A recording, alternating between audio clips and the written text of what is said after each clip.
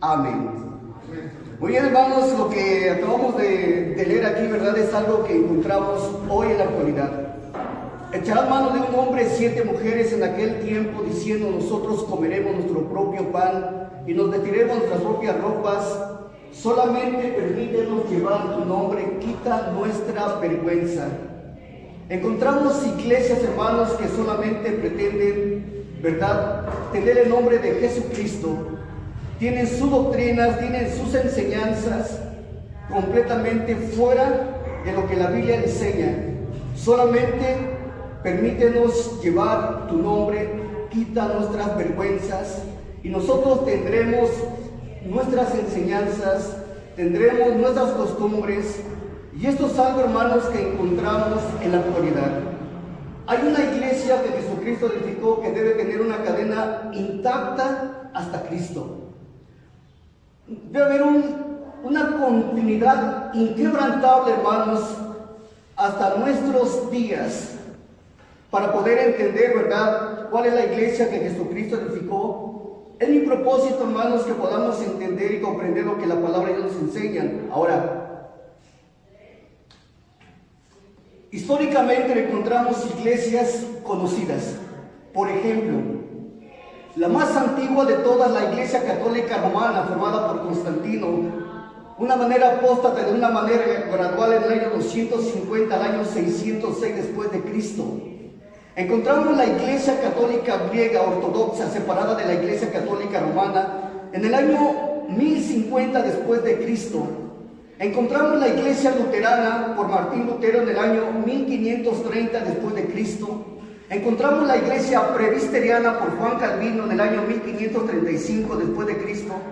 Encontramos la Iglesia Episcopal por el rey VIII de Inglaterra en el año 1540. Encontramos la Iglesia Holandesa Reformada, separada de la Iglesia Católica Romana, en el año 1561. Encontramos la Iglesia Congregacional, separada de la Episcopal, en el año 1602. Los cuáqueros por Jorge Fox, los metodistas por Juan Wesley, los campelistas, la Iglesia de Cristo por Alejandro Campbell. En el año 1827 encontramos la Iglesia Mormona por José Smith. En el año de 1830 encontramos los Adventistas del Séptimo Día por Guillermo Miller. En el año de 1843 encontramos la Iglesia Ciencia Cristiana por María Becker en el año 1866. Encontramos a los Testigos de Jehová por Charles Russell, conocidos anteriormente como russellistas, en el año de 1844 después de Cristo. Encontramos la Iglesia Nazarena por S.F. Frederick en el año 1885. Encontramos la Iglesia Pentecostés o la Iglesia de Dios en el año de 1914. Encontramos el Evangelio Cuadrangular por Jaime Macpherson en el año 1925. Lo que acaban de leer, hermanos, es que no tuvieron sus comienzos en el tiempo en el cual Jesucristo edificó. La iglesia más antigua que acabamos de escuchar la encontramos, ¿verdad?, del año 251, empezando a formarse, empezando a crecer hasta el año 606, y es la Iglesia Católica Romana. Hay un tiempo separado en el cual, ¿verdad?, por continuidad, no nos lleva a la iglesia que Jesucristo edificó. Todos tuvieron, ¿verdad?, comienzos con hombres que ahora están muertos. Estas iglesias han sido fundadas por hombre, pero sin embargo la iglesia que Jesucristo edificó, Cristo prometió en ella perpetuidad. Las puertas del Hades no prevalecerán contra ella. En Mateo capítulo 28 Jesucristo da otra promesa de perpetuidad: yo estoy con vosotros todos los días hasta el fin del mundo. Amén. Esta iglesia que Jesucristo edificó, hermanos, nunca ha desaparecido. Cristo prometió perpetuidad. Cristo dijo que las puertas del infierno no iban a poder en contra de ella. Cristo dijo que iba a estar con esta iglesia hasta el fin de los tiempos. ¿Le creemos a Cristo? Amén. Amén. Entonces, ¿qué iglesia Jesucristo edificó? Mateo capítulo 16, vamos a ver, hermanos.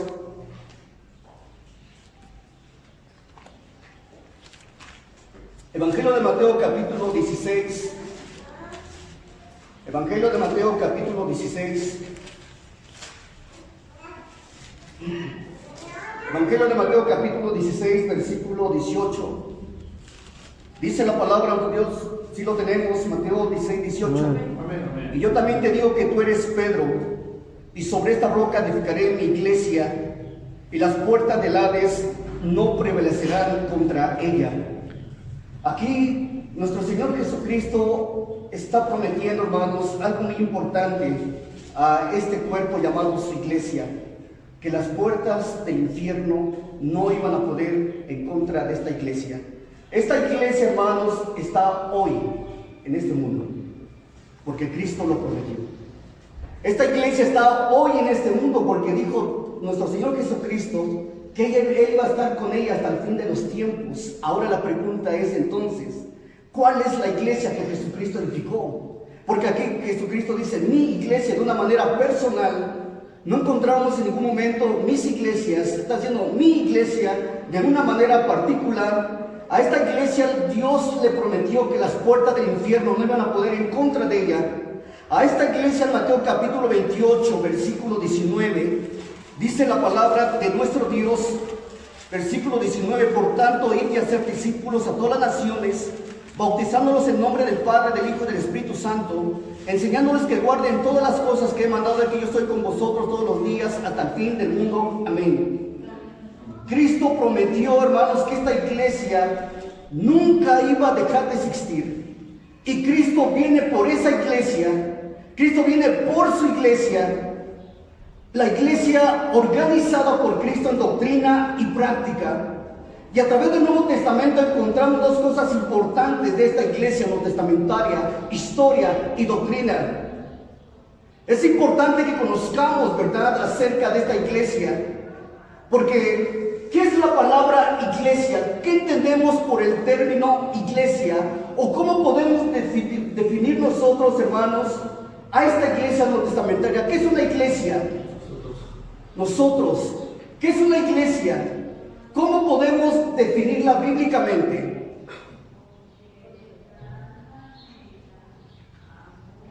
¿Cómo? Como el cuerpo de Cristo, dice el Señor Jesucristo, mi cuerpo, ¿verdad? ¿Cómo podríamos definir esta iglesia? Se define así, hermanos: es una congregación de discípulos de Cristo, salvos, bautizados, unidos para el engrandecimiento de la obra del Señor.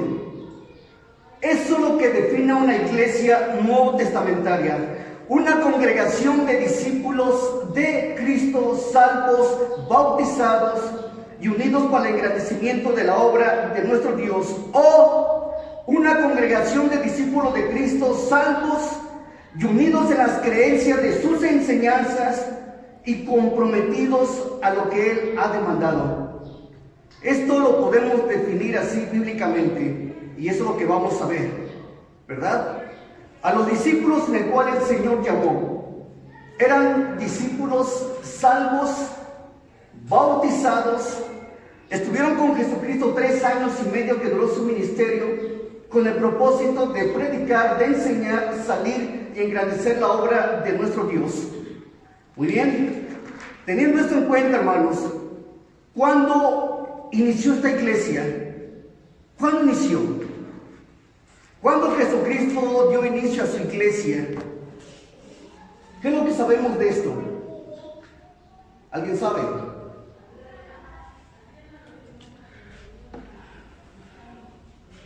¿Cuándo inició la iglesia? La orilla del mar de Galilea. La orilla del mar de Galilea.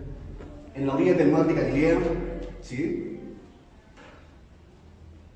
Numerosos pasajes del Antiguo Testamento, hermanos, aluden al origen de la iglesia no testamentaria.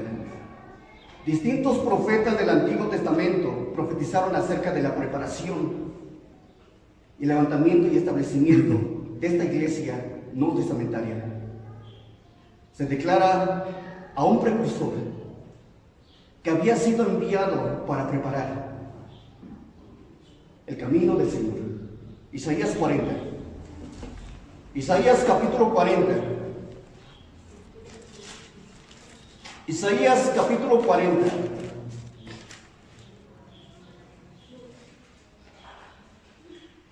Isaías capítulo 40, versículo 3 y versículo 4. Isaías capítulo 40, versículo 3 y 4 dice la palabra de Dios: Vos que claman en el desierto, preparad camino a Jehová, enderezad calzada la soledad a nuestro Dios. Todo valle sea alzado y bájese todo monte y collado, y lo torcido se enderece y lo áspero se allane. Hay una palabra, hermanos, de promesa de parte de Dios después de un tiempo, ¿verdad?, de consolación a nuestro Dios. Dice el versículo 1: Consolaos, consolaos, pueblo mío, dice vuestro Dios.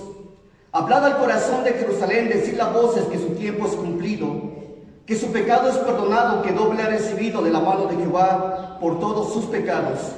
Vos que claman en el desierto, preparad camino a Jehová, enderezad calzada la soledad a nuestro Dios, dice Isaías 40. Malaquías capítulo 3. Malaquías capítulo 3 dice la palabra de nuestro Dios.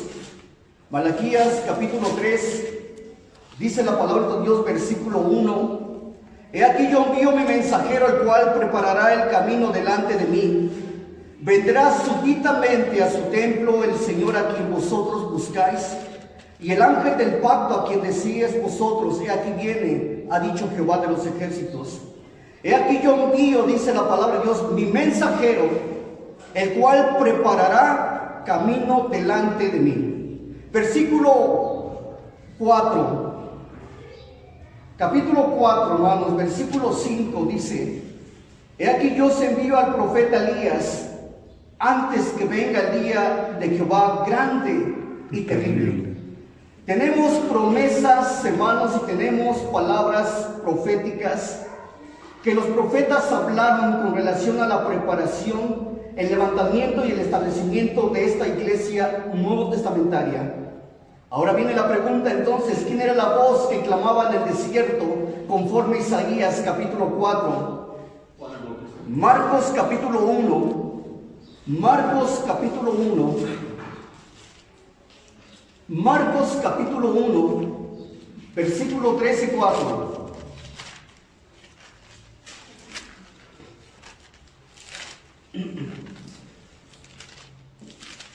Marcos capítulo 1, versículo 3 y 4 dice: Vos que claman en el desierto, preparar el camino del Señor y enderezar sus sendas. Y bautizaba Juan en el desierto y predicaba el bautismo de arrepentimiento para el perdón de los pecados. ¿Qué dice Marcos 1, 3 y 4? ¿Quién era la voz que clamaba en el desierto? Dice que era Juan el Bautista, hermanos. Sí. ¿Quién era el mensajero que habría mandado para preparar el camino? Lucas capítulo 7. Lucas capítulo 7. Evangelio de Lucas capítulo 7. Versículo 27.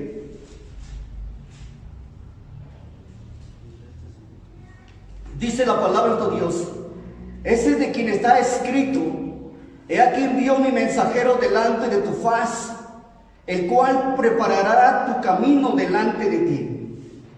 ¿Qué dice, hermanos, Lucas acerca de quién era el mensajero que habría de venir a preparar el camino? Dice que era Juan el Bautista. ¿Quién era el Elías que Malaquías nos dice que vendría? Evangelio de Lucas 1:7. Evangelio de Lucas capítulo 1, versículo 7. Evangelio de Lucas capítulo 1, versículo 7. 1:7. 1:17. E irá delante de él con el espíritu y el poder de Elías, para hacer volver los corazones de los padres a los hijos, de los rebeldes a la prudencia, de los justos para preparar al Señor un pueblo bien dispuesto. ¿Quién era el Elías que habría de venir, que nos dice Malaquías? Dice que Juan el Bautista. Amén. Ahora fíjese lo que dice Mateo capítulo 11. Mateo capítulo 11.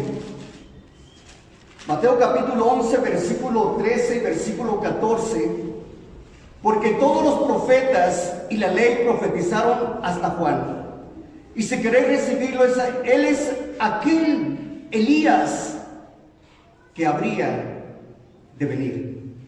¿Quién lo está diciendo ahí? Jesucristo mismo, ¿verdad? Amén. ¿Cuál era el trabajo, hermanos, de Juan? Preparar el camino al Señor. Amén. Juan el Bautista, hermanos, fue el ministro extraordinario enviado por Dios para introducir, ¿verdad?, la ordenanza del bautismo. Lo que Juan el Bautista vino a hacer es preparar el camino del Señor, al grado que cuando es bautizado Jesucristo, hasta ahí termina el ministerio de Juan. Las palabras que él, ¿verdad?, dice a los discípulos que fueron a preguntarle, Él es el que habría de venir o esperamos otro. Él dice: es necesario que Él crezca y que yo mengüe. ¿Por qué? Porque el trabajo de Juan solamente fue preparar. Fue preparación al camino, ¿verdad?, de nuestro Dios. Preparar el material del cual Jesucristo edificaría su iglesia. ¿Y qué es lo que predicaba Juan, hermanos? Arrepentimiento de pecados, y bautizaba. El bautismo inicia con Juan. Juan fue el precursor extraordinario enviado por Dios para introducir la ordenanza del bautismo. Vea Juan 1:6. Evangelio de Juan capítulo 1 versículo 6. Evangelio de Juan capítulo 1 versículo 6.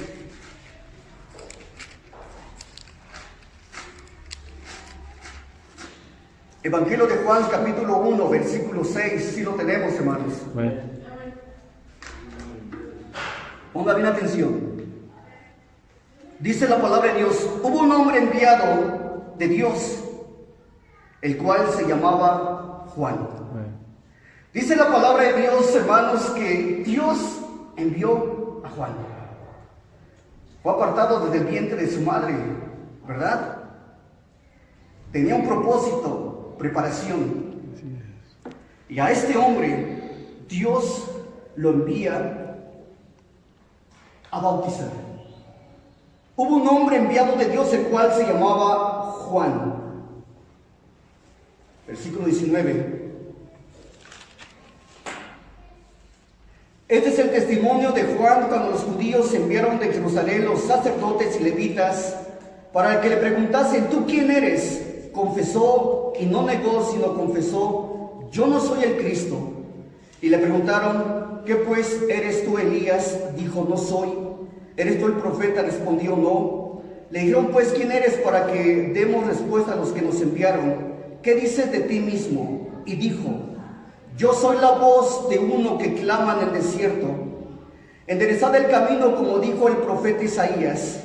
Y los que habían sido enviados eran de los fariseos, y le preguntaron: ¿por qué pues bautizas si tú no eres el Cristo, ni Elías, ni el profeta?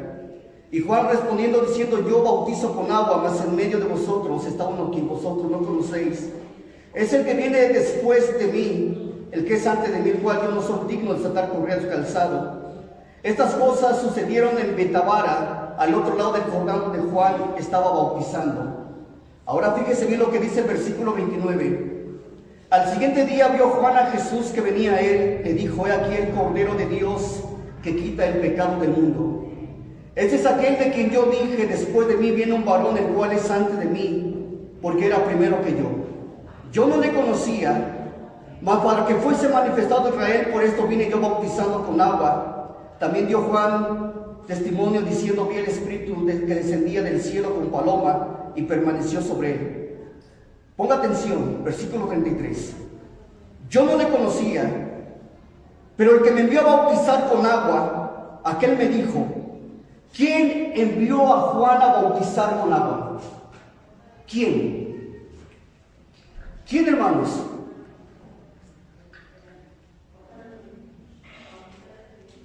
Juan 1:6 dice: hubo un hombre enviado por Dios, el cual se llamaba Juan. Amén. En el versículo 33: yo no le conocía, pero el que me envió a bautizar me dijo. ¿Quién envió a bautizar a Juan? Dios. Amén. Evangelio de Juan 1:6 dice que hubo un hombre enviado por Dios, el cual se llamaba Juan. Juan declara: yo no le conocía, pero el que me envió a bautizar con agua aquel me dijo: sobre quien veas descender el Espíritu, que cuando es sobre él es el que bautiza en el Espíritu Santo. Yo le vi dado testimonio de que este es el Hijo de Dios. Juan, hermanos, venía a preparar el camino del Señor. Juan, verdad, fue un ministro ordenado para poder introducir el bautismo, al grado que encontramos que Jesucristo se bautiza con la autoridad que Juan traía de Dios. ¿Qué fue lo que dijo cuando vio a Jesucristo? Yo necesito ser bautizado por ti. Jesucristo se opone, dice: no quiero que cumplamos toda voluntad. Amén. ¿Por qué?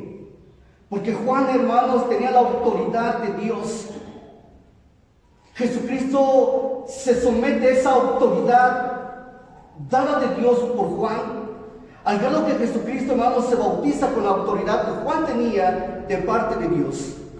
¿Y qué es lo que pasa? Dios da testimonio de la veracidad de este bautismo, al grado que dice la palabra de Dios que los cielos se abren y la voz de Dios diciendo: este es mi Hijo amado en el cual tengo complacencia. El Espíritu Santo de Dios en forma de paloma sobre Jesús, y Jesucristo Hijo siendo bautizado. Dios da testimonio de la veracidad de este bautismo escritural. Y con este material, hermanos, Cristo organiza su iglesia. Hombres salvos, hombres bautizados, llama a sus discípulos. Veamos lo que dice la palabra de Dios, Mateo 16, 18.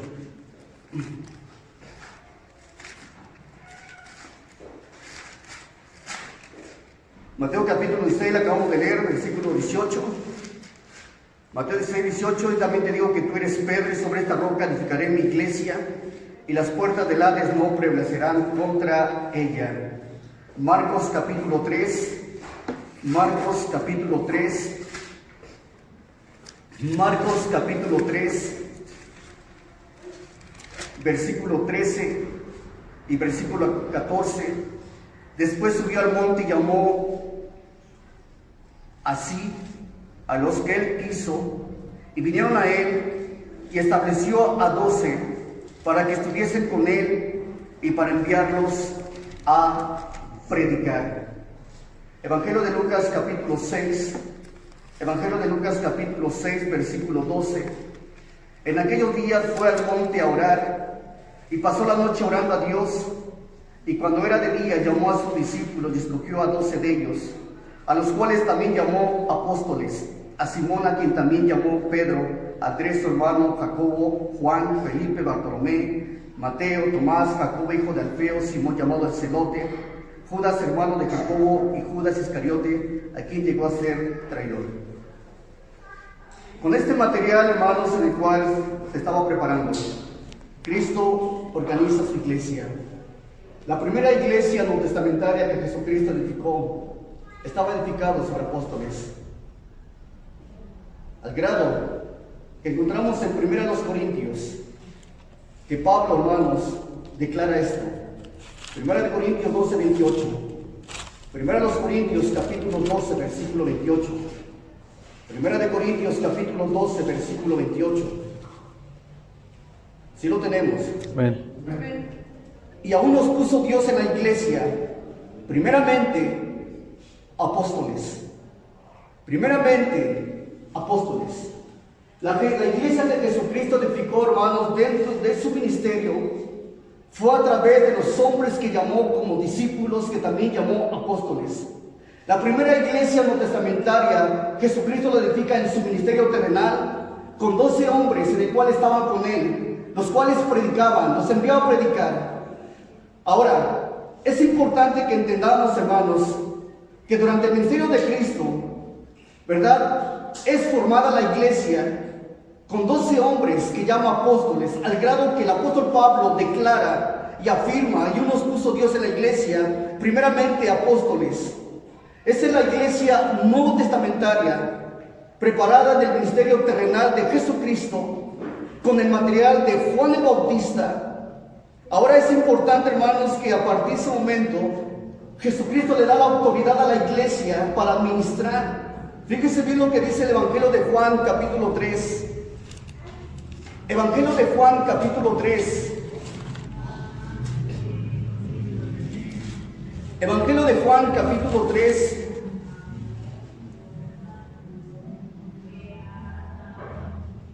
Si lo tenemos, versículo 22. Amén. Evangelio de Juan, capítulo 3, versículo 22.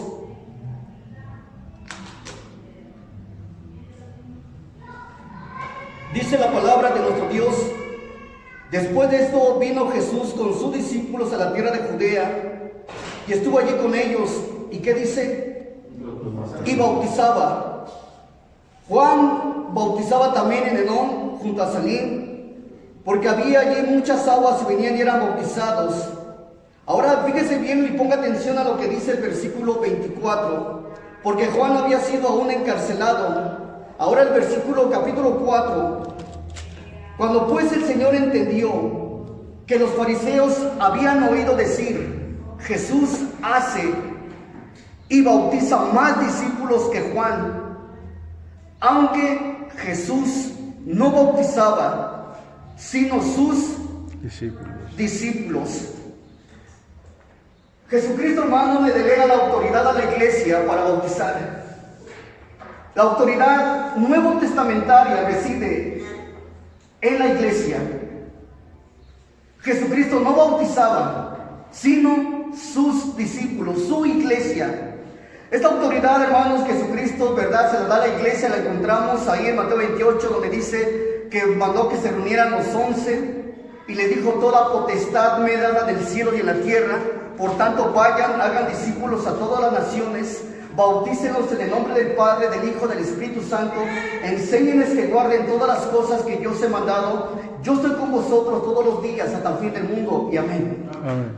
¿Verdad? Jesucristo le delega la autoridad a la iglesia, no a cierto individuo, a cierto hombre, sino a ese grupo de hombres, ¿verdad?, el cual llama su iglesia, a esa congregación de discípulos de Cristo, salvos, bautizados y unidos para el engrandecimiento de la obra. Esta es la iglesia que Jesucristo edificó. Y esta es la iglesia, hermanos, ¿verdad?, que es importante que la conozcamos. A esta iglesia Jesucristo la llama su cuerpo. A esta iglesia Jesucristo la llama su esposa. Y a esta iglesia Jesucristo promete venir por ella. Así es que es importante que conozcamos a esta iglesia. Ahora, esta iglesia, hermanos, está antes de Pentecostés. Antes de Pentecostés. Muchos creen que la iglesia inició en Pentecostés, pero sin embargo la iglesia inicia dentro del ministerio de Jesucristo, porque antes de Pentecostés tuvieron el Evangelio. Antes de Pentecostés eran creyentes bautizados. Los apóstoles habían sido discípulos de Juan, habían sido bautizados por él, tuvieron una organización, hasta tenían un tesorero que salió falso. ¿Quién era el tesorero de la iglesia? Judas, hermanos. Tuvieron la misma cabeza que tiene la cabeza, ¿verdad?, de hoy en día, Cristo. Tuvieron la ordenanza del bautismo, tuvieron la ordenanza de la cena del Señor, tuvieron la ordenanza de la gran comisión. Se reunieron juntos como iglesia para orar antes de Pentecostés. Y es más, celebraron una sesión de negocios y escogieron a uno para tomar, ¿verdad?, el lugar de Judas, en el cual cayó sobre Matías. Y eso fue antes de Pentecostés. Ahora, es importante, hermanos, ¿verdad?, que podamos entender la iglesia antes de Pentecostés. Cristo nos muestra distintivamente, en el cual dice que Cristo cantó alabanzas en medio de la iglesia. Hebreos 2:12. Hebreos capítulo 2, versículo 12.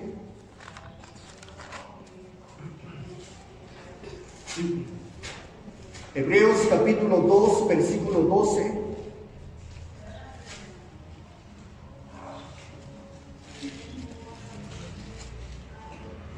Hebreos capítulo, si lo tenemos, hermanos, 2:12. Dice la palabra de Dios, diciendo: anunciaré a mis hermanos tu nombre, y en medio de la congregación te alabaré. Al grado que Marcos capítulo 14, versículo 26, nos enseña este momento glorioso. Marcos 14, 26. 14, 26. Dice la palabra de nuestro Dios: cuando hubieron cantado el himno, salieron al monte de los olivos.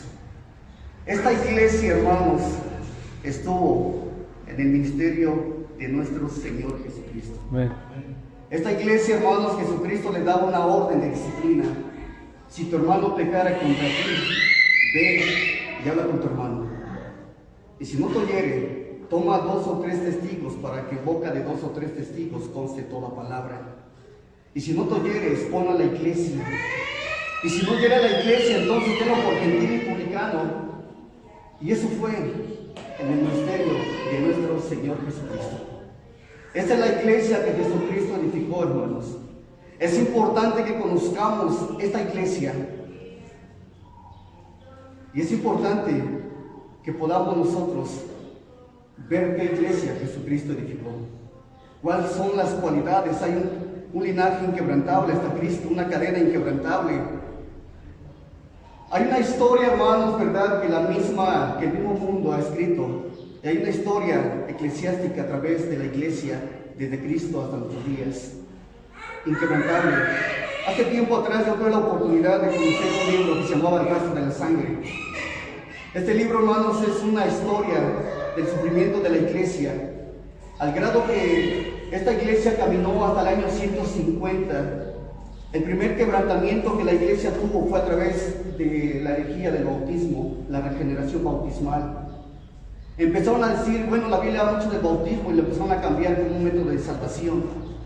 Ahí fue el primer rompimiento de esta iglesia que caminaba, la iglesia que Jesucristo edificó, y surge una apóstata que empieza a desligarse de la verdad, al grado que en el año 300 que vimos, surge una nueva llamada la Iglesia Católica Romana.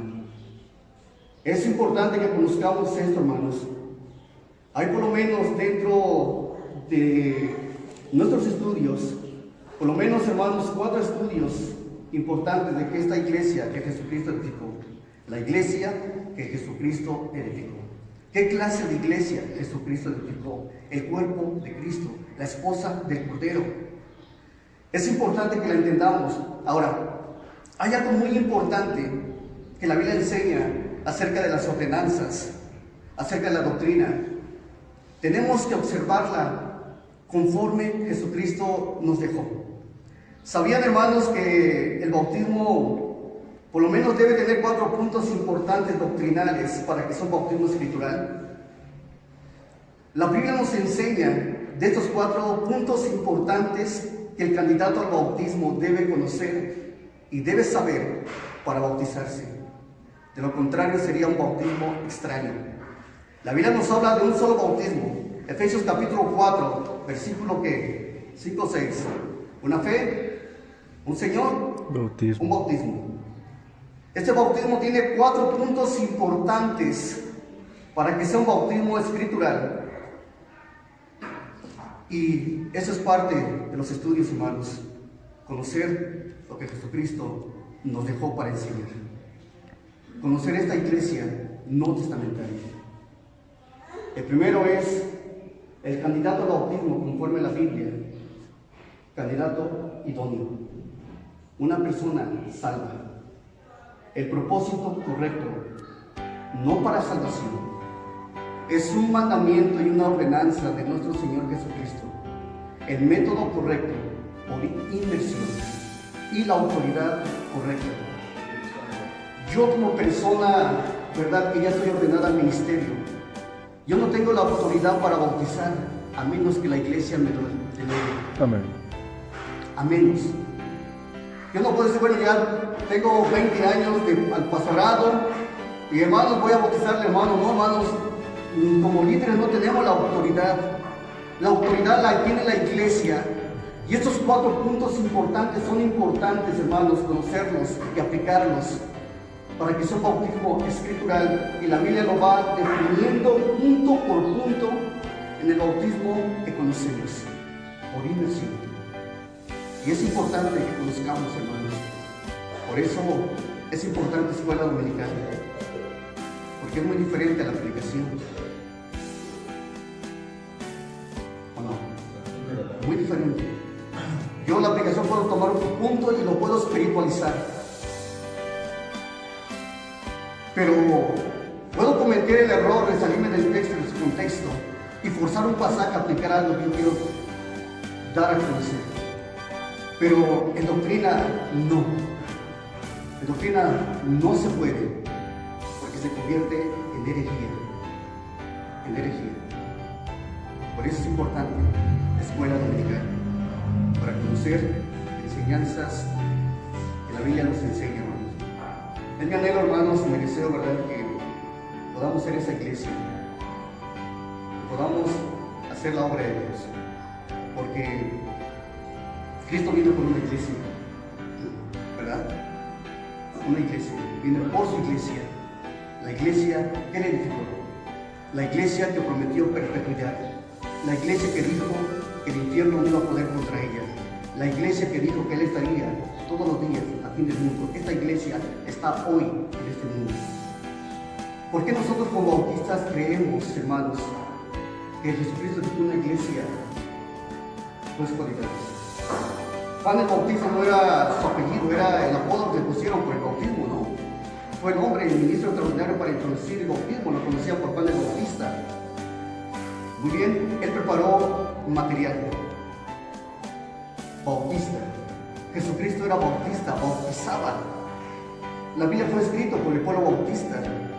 Todos los hombres, ¿verdad?, que encontramos en el Nuevo Testamento fueron discípulos, ¿verdad?, de Jesucristo. Fueron hombres que hicieron, ¿verdad?, durante el ministerio de Cristo, y hombres que Juan preparó, porque todos los apóstoles eran y traían el bautismo de Juan. Al grado que en Hechos capítulo 2, ¿verdad?, ellos dicen que es necesario que uno tome su oficio, hablando del sucesor de Judas, cae sobre Matías, y empieza a dar un linaje que haya, desde Cristo, haya entrado y salido hasta su resurrección. Entonces es importante que conozcamos, hermanos, esta iglesia, y es mi anhelo que podamos hacer su voluntad de Dios, porque somos la iglesia de Jesucristo. Amén. Somos esa iglesia que está en este mundo con un propósito, hacer la obra de nuestro Dios. Así es que echarle ganas, hermanos, ¿verdad?